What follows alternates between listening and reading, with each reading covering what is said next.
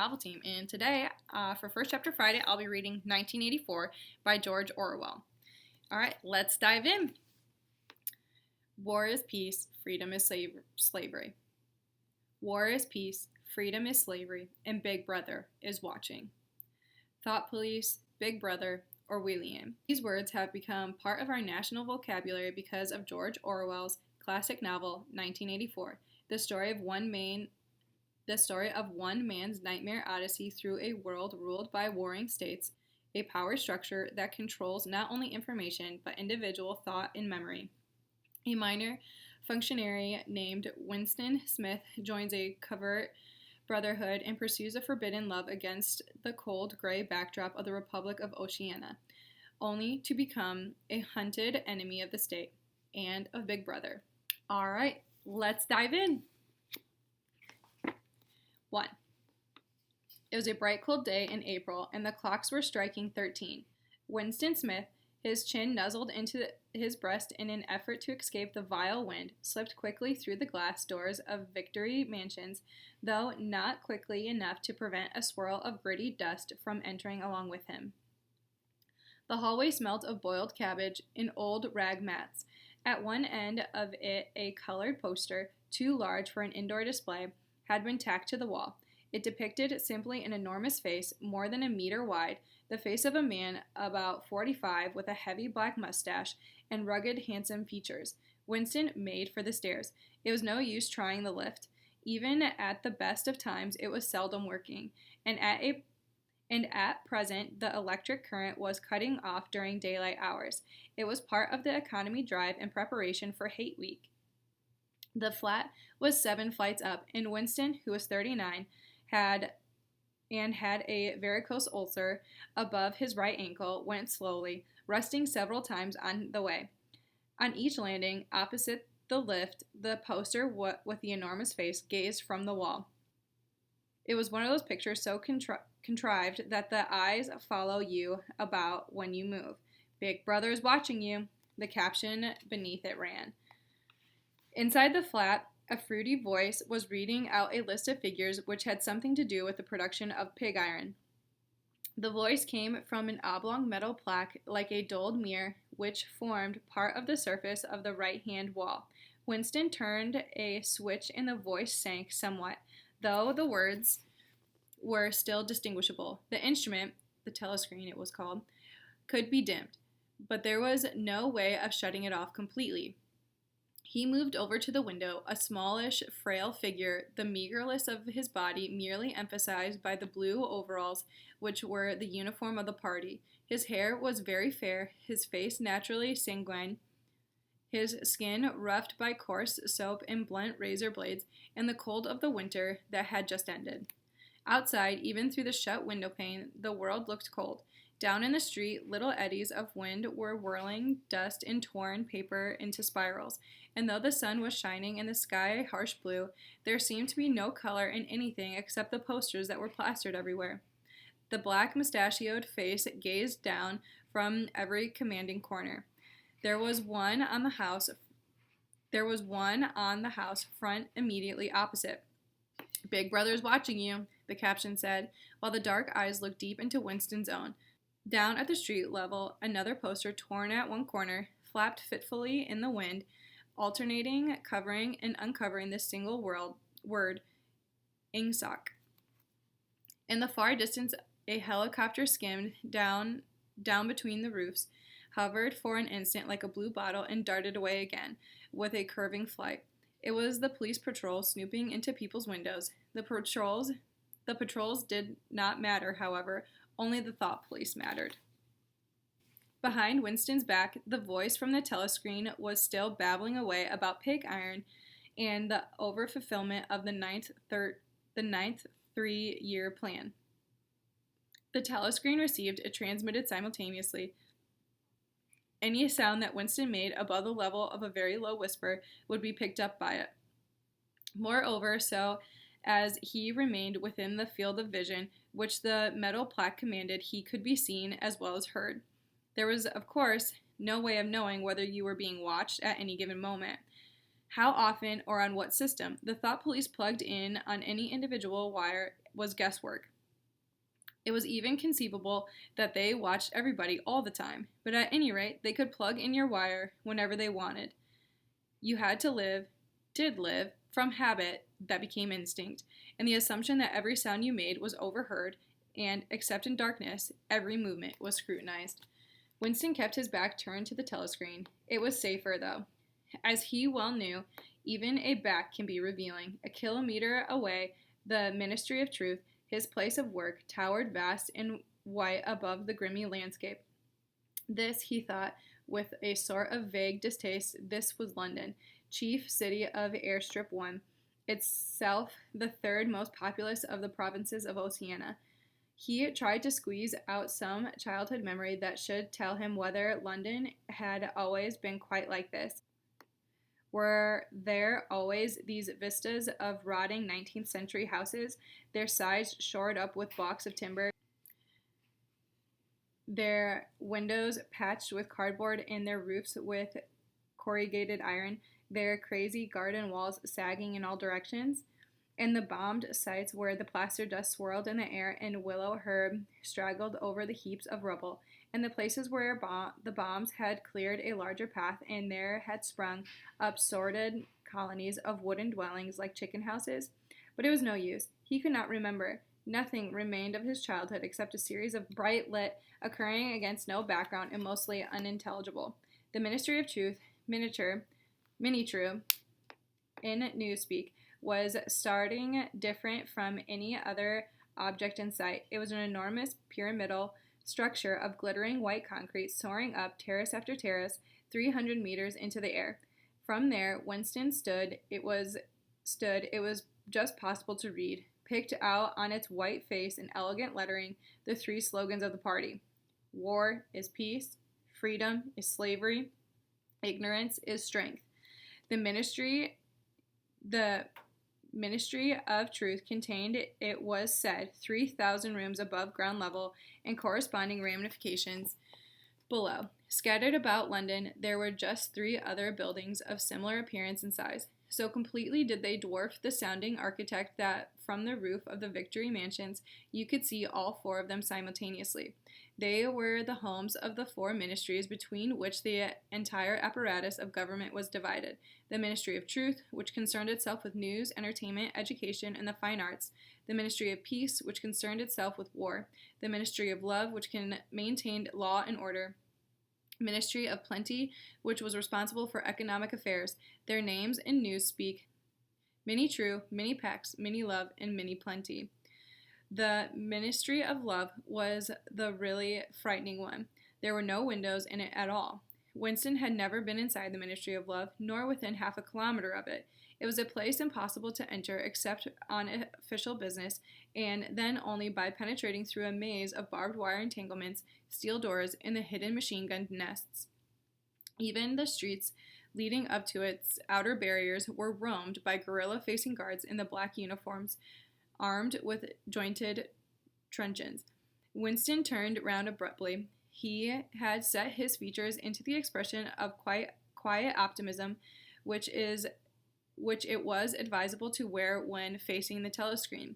He crossed the room into the tiny kitchen. By leaving the ministry at this time of day, he had sacrificed his lunch in the canteen. He was aware that there was no food in the kitchen except a hunk of dark-colored bread, which had got to be saved for tomorrow's breakfast. He took down from the shelf a bottle of colorless liquid with a plain white label marked Victory Gin. It gave off a sickly, oily smell as of Chinese rice spirit. Winston poured out nearly a teacup full, nerved himself for a shock, and gulped it down like a dose of medicine. Instantly his face turned scarlet and the water ran out of his eyes.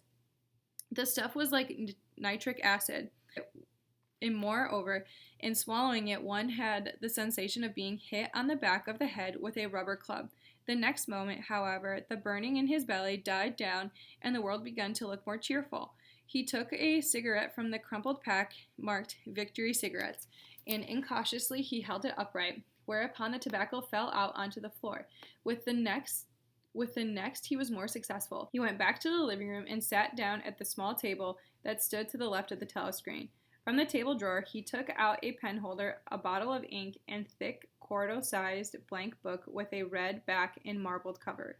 For some reason, the telescreen in the living room was in an unusual position. Instead of being placed, as was normal, in the end wall, where it could command the whole room, it was in the longer wall opposite of the window. To one side of it there was a shallow alcove in which Winston was now sitting, and which, where the flats were built, had probably been intended to hold bookshelves. By sitting in the alcove and keeping well back, Winston was able to remain outside the range of the telescreen. So far as sight went, he could be heard, of course, but so long as he stayed in his present position, he could not be seen. It was partly the unusual geography of the room that had suggested to him the thing that he was now about to do, but it had also been suggested by the book that he had just taken out of the drawer. It was a beautiful book.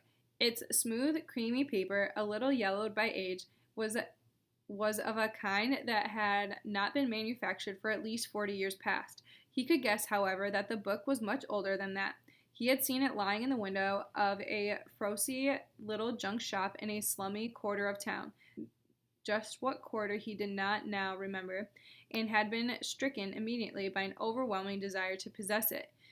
Party members were supposed not to go into ordinary shops, dealing on the free market, it was called, but the rule was not strictly kept, because there were various things, such as shoelaces and razor blades, which it was impossible to get a hold of in any other way. He had given a quick glance up and down the street, and then he had slipped inside and bought the book for $2.50. At the time, he was not conscious of wanting it for any particular purpose. He had carried it guiltily home in his briefcase. Even with nothing written in it, it was a comprising possession. The thing he was about to do was open a diary. This was not illegal. Nothing was illegal, since there were no longer any laws, but if detected, it was reasonably certain that it would be punished by death, or at least by 25 years in forced labor camp. Winston fitted a nib into the pen holder and sucked it to get the grease off. The pen was an archaic instrument seldom used even for signatures, and he had procured one furtively and with some difficulty, simply because of the feeling that the beautiful creamy paper deserved to be written on with a real nib instead of being scratched with an ink pencil. Actually, he was not used to writing by hand. Apart from very short notes, it was usual to dictate everything into a speak-write, which was, of course, impossible for his present purpose. He dipped the pen in the ink and then faltered for just a second. A tremor had gone through his bowels. To mark the paper was the decisive act. In small, clumsy letters, he wrote, April 4th, 1984. He sat back. A sense of complete helplessness had descended upon him. To begin with, he did not know with any certainty that this was 1984. It must be around that date, though, since he was fairly sure that his age was 39, and he was believed that he had been born in 1944 or 1945. But it was never possible nowadays to pin down any date within a year or two. For whom it suddenly occurred to wonder, was he writing this diary? For the future, for the unborn, his mind hovered for a moment round the doubtful date on the page, and then fetched up with a bump against the newspeak word, doublethink. For the first time, the magnitude of what he had undertaken came home to him. How could you communicate with the future? It was of its nature impossible. Either the future would resemble the present, in which case it would not listen to him, or it would be different from it, and his predicament would be meaningless. For some time, he sat gazing stupidly at the paper. The telescreen had changed over to strident military music. It was curious that he seemed not merely to have lost power of expressing himself, but even to have forgotten what it was that he had originally intended to say. For weeks past, he had been making ready for this moment, and it had never crossed his mind that anything would be needed except courage. The actual writing would be easy. All he had to do was transfer to the paper interminable, restless monologue that had been running inside his head, literally for years. At this moment, however, even the monologue had dried up. Moreover, his varicose ulcer had begun itching unbearably. He dared not scratch it, because if he did so, it It always became inflamed. The seconds were ticking by. He was conscious of nothing except the blankness of the page in front of him, the itching of the skin above his ankle, the blaring of the music, and a slight booziness caused by the gin. Suddenly, he began writing in sheer panic, only imperfectly aware of what he was setting down. His small but childish handwriting straggled up and down the page, shedding first its capital letters and finally even its full stops. April 4th, 1984. Last night to the flicks. All war films. One very good one of a ship full of refugees being bombed somewhere in the Mediterranean. Audience much amused by shots of a great huge fat man trying to swim away with a helicopter after him. First you saw him wallowing along in the water like a porpoise, then you saw him through the helicopter's gun sights, then he was full of holes, and the sea round him turned pink, and he sank as suddenly as though the holes had let in the water. Audience shouting with laughter when he sank. Then you saw a lifeboat of children with a helicopter hovering over it. There was a middle-aged woman, might have been a Jewess, sitting up in the bow with a little boy about 3 years old in her arms, little boy screaming with fright and hiding his head between her breasts as if he was trying to burrow right into her, and the woman putting her arms around him and comforting him, although she was blue with fright herself, all the time covering him up as much as possible, as if she thought her arms could keep away the bullets off of him. Then the helicopter planted a 20-kilo bomb, and among them terrific flash, and the boat went all to matchwood. Then there was a wonderful shot of a child's arm going up, up, up, right up into the air of a helicopter with a camera in its nose. Most have followed it up, and there was a lot of applause from the party seats, but a woman down in the prowl part of the house suddenly started kicking up a fuss and shouting they didn't oughter of showed it, not in front of the kids. They didn't, it ain't right, not in front of kids. It ain't until the police turned her out. I don't suppose anything happened to her. Nobody cares what the proles say. Typical prole reaction. They never. Winston stopped writing, partly because he was suffering from a cramp. He did not know what had made him pour out his stream of rubbish, but the curious thing was that while he was doing so, a totally different memory had clarified itself in his mind, to the point where he almost felt equal to writing it down. It was, now he realized, because of the other incident that he had suddenly decided to come home and begin the diary today. It had happened in the morning at the ministry. If anything so nebulous could be said to happen, it was nearly 1100, and in the records department where Winston worked, they were dragging the chairs out of the cubicles and grouping them in the center of the hall, opposite the big telescreen, in preparation for the 2 minutes hate. Winston was just taking his place in one of the middle rows when two people whom he knew by sight but had never spoken to came unexpectedly into the room. One of them was a girl whom he often passed in the corridors. He did not know her name, but he knew that she worked in the fiction department, presumably since he had sometimes seen her with oily hands and carrying a spanner. She had some mechanical job on one of the novel-writing machines. She was a bold-looking girl of about 27, with thick dark hair, a freckled face, and swift athletic movements.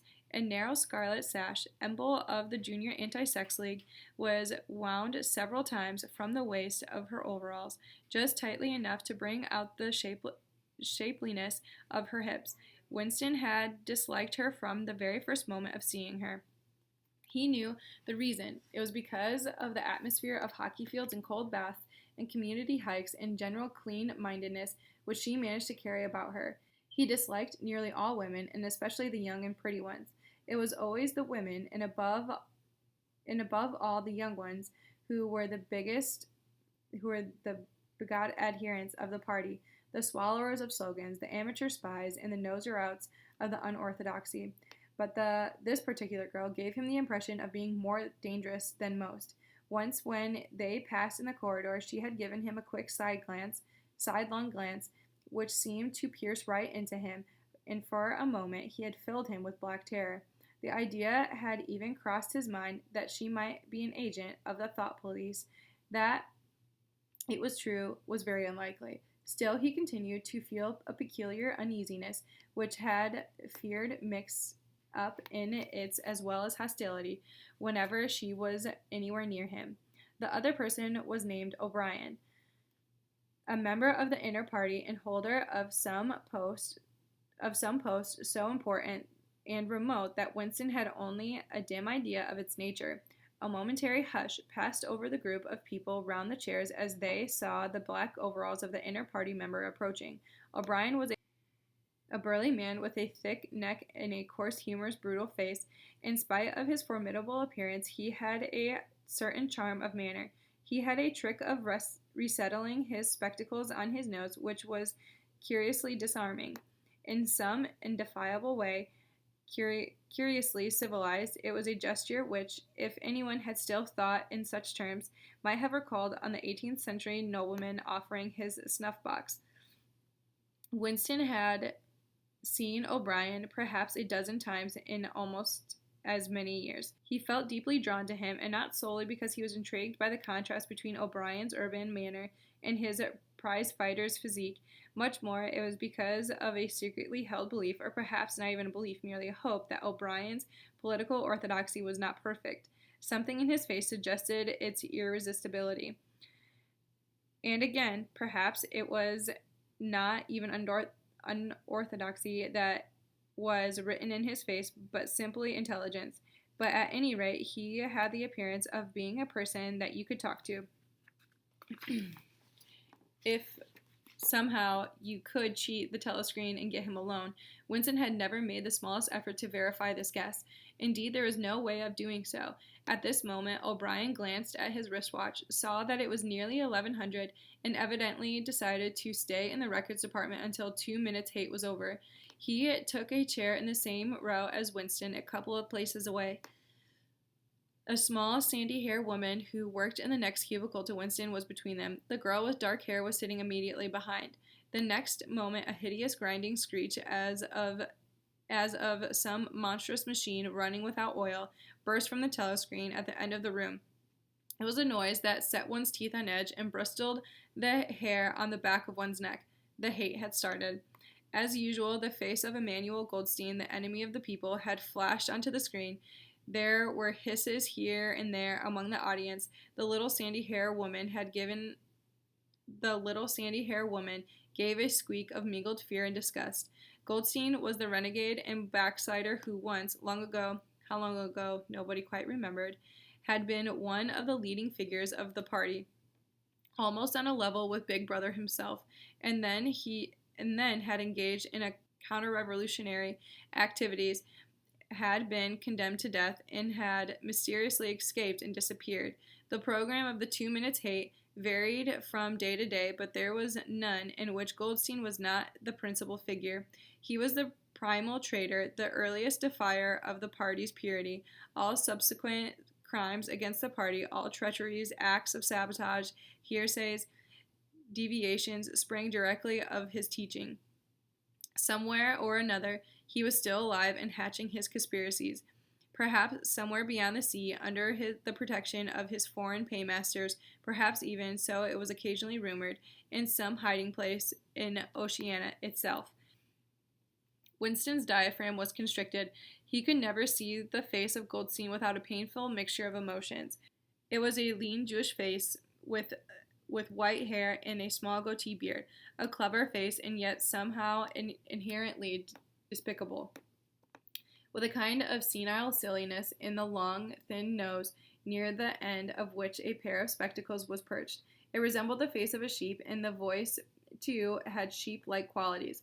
Goldstein was delivering his usual venomous attack upon the doctrines of the party, an attack so exaggerated and perverse that a child should have been able to see through it, and yet just plausible enough to fill one with an alarmed feeling that other people, less level-headed than oneself, might be taken in by it.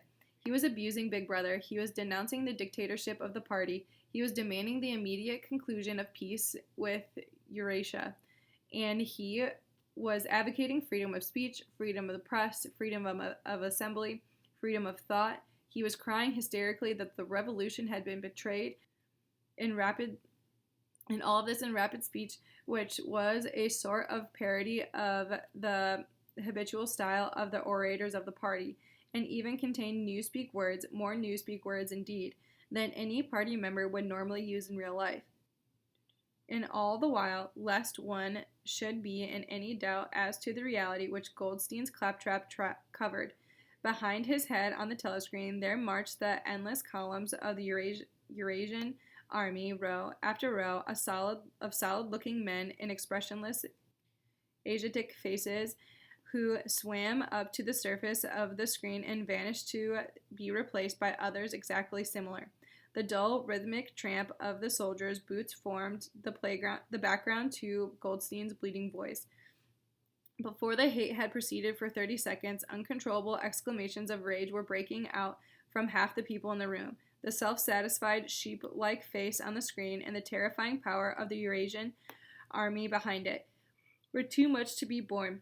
Besides, the sight, or even the thought of Goldstein, produced fear and anger automatically. He was an object of hatred more constant than either Eurasia or East Asia, since when Oceania was at war with one of these, it was generally at peace with the other. But what was strange was that although Goldstein was hated and despised by everyone, although every day and 1,000 times a day on platforms, on the telescreen, in newspapers and books, his theories were refuted, smashed, ridiculed, held up to the general gaze for pitiful rubbish that they were, in spite of all this, his influence never seemed to grow less. Always there were fresh dupes waiting to be seduced by him. A day never passed when spies and saboteurs acting under his directions were not unmasked by the thought police. He was the commander of a vast, shadowy army, an underground network of conspirators dedicated to the overflow of the state. The Brotherhood, its name was supposed to be. There were also whispered stories of a terrible book, a compendium of all the hearsays of which Goldstein was the author, which also circulated here and there. It was a book without a title. People referred to it, if at all, simply as the book. But one knew of such things only through vague rumors. Neither the Brotherhood nor the book was a subject that an ordinary party member would mention if there was any way of avoiding it. In its second minute, the hate rose to frenzy. People were leaping up and down in their places and shouting at the tops of their voices in an effort to drown the maddening, bleeding voice that came from the screen. The little sandy-haired woman had turned bright pink, and her mouth was opening and shutting like that of a landed fish. Even O'Brien's heavy face was flushed. He was sitting very straight in his chair, his powerful chest swelling and quivering as though he was standing up to the assault of a wave. The dark-haired girl behind Winston had begun crying out, "Swine! Swine! Swine!" And suddenly she picked up a heavy Newspeak dictionary and flung it at the screen. It struck Goldstein's nose and bounced off. The voice continued inexorably. In a lucid moment, Winston found that he was shouting with the others and kicking his heel violently against the rung of his chair. The horrible thing about the 2 minutes hate was not that one was obliged to act his part, but that it was impossible to avoid joining in. Within 30 seconds, any pretense was always unnecessary. A hideous ecstasy of fear and vindictiveness, a desire to kill, to torture, to smash faces in with a sledgehammer seemed to flow through the whole group of people like an electric current, turning in one, even against one's will, into a grimacing, screaming lunatic. And yet the rage that one felt was an abstract, undirected emotion which could be switched from one object to another like the flame of a blow lamp. Thus, at one moment, Winston's hatred was not turned against Goldstein at all, but, on the contrary, against Big Brother, the party had the thought police. And at such moments his heart went out to the lonely, derided heretic on the screen, sole guardian of the truth and sanity in a world of lies. And yet the very next instant he was at one with the people about him, and all that was said of Goldstein seemed to him to be true. At those moments, his secret loathing of Big Brother changed in adoration, and Big Brother seemed to tower up an invincible, fearless protector, standing like a rock against the hordes of Asia. And Goldstein, in spite of his isolation, his helplessness, and the doubt that hung about his very existence, seemed like some sinister enchanter capable, by the mere power of his voice, of wrecking the structure of civilization. It was even possible, at moments, to switch one's hatred this way or that by a voluntary act, suddenly, by the sort of a violent effort with which one wrenches one's head away from the pillow in a nightmare. Winston succeeded in transferring his hatred from the face on the screen to the dark-haired girl behind him. Vivid, beautiful hallucinations flashed through his mind. He would flog her to death with a rubber truncheon. He would tie her naked to a stake and shoot her full of arrows like Saint Sebastian. He would ravish her and cut her throat at the moment of a climax. Better than before, moreover, he realized why it was he had hated her. He had hated her because she was young and pretty and sexless, because he wanted to go to bed with her and would never do so, because round her sweet, supple waist, which seemed to ask you to encircle it with your arm, there was only an odious scarlet sash, aggressive symbol of chastity. The hate rose to its climax. The voice of Goldstein's had become an actual sheep's bleat, and for an instant the face changed into that of a sheep. Then the sheep face melted into the figure of a Eurasian soldier who seemed to be advancing, huge and terrible, his submachine gun roaring and seeming to spring out of the surface of the screen, so that some of the people in the front row actually flinched backwards in their seats. But in the same moment, drawing a deep sigh of relief from everybody, the hostile figure melted into the face of Big Brother, black-haired, black-mustachioed, full of power and mysterious calm, and so vast that it filled up the screen. Nobody heard what Big Brother was saying. It was merely a few words of encouragement, the sort of words that are uttered in the din of battle, not distinguishable individually, but restoring confidence by the fact of being spoken. Then the face of Big Brother faded away again, and instead the three slogans of the party stood out in bold capitals. War is peace. Freedom is slavery. Ignorance is strength. But the face of Big Brother seemed to persist for several seconds on the screen, as though the impact that it had made on everyone's eyeballs were too vivid to wear off immediately. The little sandy-haired woman had flung herself forward over the back of her chair in front of her. With a tremulous murmur that sounded like "My Savior," she extended her arms toward the screen. Then she buried her face in her hands. It was apparent that she was uttering a prayer. At this moment, the entire group broke into a deep, slow, rhythmical chant of BB, BB, BB, over and over again, very slowly, with a long pause between the first B and the second, a heavy, murmurous sound, somehow curiously savage, in the background of which one seemed to hear the stamp of naked feet and the throbbing of tom-toms. For perhaps as much as 30 seconds they kept it. It was a refrain that was often heard in the moments of overwhelming emotion. Partly it was a sort of hymn to the wisdom and majesty of Big Brother, but still more it was an act of self-hypnosis, a deliberate drowning of consciousness by the means of rhythmic noise. Winston and Trails seemed to grow cold. In the 2 minutes' hate, he could not help sharing in the general delirium, but its subhuman chanting of B.B. always filled him with horror. Of course, he chanted with the rest. It was impossible to do otherwise. To dissemble your feelings, to control your face, to do what everyone else was doing, was an instinctive reaction, but there was a space of a couple of seconds during which the expression in his eyes might conceivably have been betrayed. And it was exactly at this moment that the significant thing happened, if indeed it did happen. Momentarily, he caught O'Brien's eye. O'Brien had stood up. He had taken off his spectacles and was in the act of resettling them on his nose with a characteristic gesture. But there was a fraction of a second when their eyes met, and for as long as it took to happen, Winston knew, yes, he knew, that O'Brien was thinking the same thing himself. An unmistakable message had passed. It was though their two minds had opened and the thoughts were flowing from one into the other through their eyes. I am with you, O'Brien seemed to say. I know precisely what you are feeling. I know all about your contempt, your hatred, your disgust, but don't worry, I am on your side. And then the flash of intelligence was gone, and O'Brien's face was inscrutable as everybody else's. That was all, and he was already uncertain whether it had happened. Such incidences never had any sequel. All that they did was to keep alive in him the belief or hope that others besides himself were the enemies of the party. Perhaps the rumors of vast underground conspiracies were true after all. Perhaps the Brotherhood really existed. It was impossible, in spite of the endless arrests and confessions and executions, to be sure that the Brotherhood was not simply a myth.